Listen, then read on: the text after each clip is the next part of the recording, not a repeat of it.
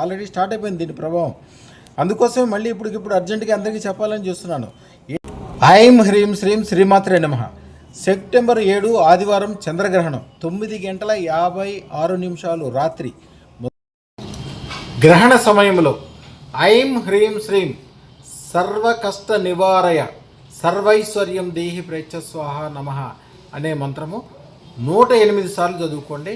త్రిమధురం అంటే కొబ్బరి, బెల్లము, అట్టిపండు అమ్మవారికి ప్రసాదం పెట్టండి.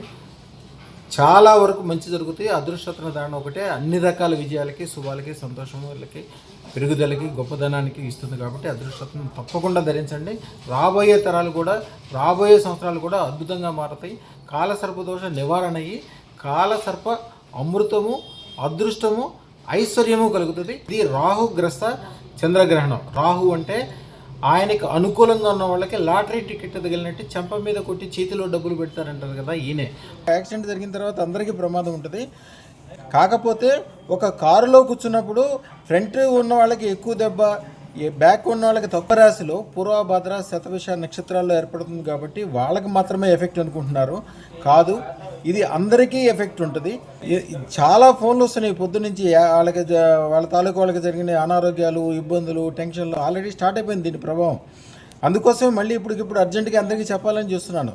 ఏంటంటే అదృష్టతను ఎవరైతే పెట్టుకుని ఉంటారో వాళ్ళ ఈ మేడం ఇప్పుడే జస్ట్ సునీత మేడం గారు ఇప్పుడే ఫోన్ చేసి, ఆవిడ ప్రిన్సిపాల్ మేడం, వాళ్ళ అబ్బాయి వెళ్తున్న కారులో యాక్సిడెంట్ జరగడం వలన వాళ్ళ అబ్బాయికి మాత్రం ఆయన అదృష్టతను పెట్టుకున్నాడు. ఆయనకి మాత్రం ఏం కాలేదు, కానీ 8 మందికి ఇంక్లూడింగ్ డ్రైవర్తో సహా అందరూ హాస్పిటల్లో చేరారు. ఈ అబ్బాయికి మాత్రం ఏమీ జరగలేదు అని ఆవిడ సంతోషంగా చెప్పడానికి చేశారు. పొద్దునుంచి చాలామంది ఇట్లాంటి వార్తలే చెప్తున్నారు.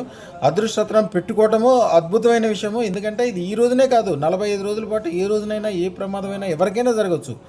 అదృష్టతనం పెట్టుకోండి. కనీసం పెట్టుకున్న వాళ్ళ దగ్గరికి వెళ్ళి దండం పెట్టి వాళ్ళతో పసుపు పొట్టు పెట్టించుకోండి. అదృష్టతనం ఉన్న చోట దగ్గర ఉండే అవకాశం ఉంటే, జనరల్గా మీ ఊరు ప్రెసిడెంట్ గారు, మీ డాక్టర్ గారు ఎవరి దగ్గర అదృష్టతనం ఉంటుంది, ఎవరి దగ్గర ఉంటే వాళ్ళ చేతితో పసుపు పొట్టు పెట్టుకెళ్ళొద్దు. స్పీడ్కి వెళ్ళే వాహనాలు, కరెంటు పనులు చేయొద్దు.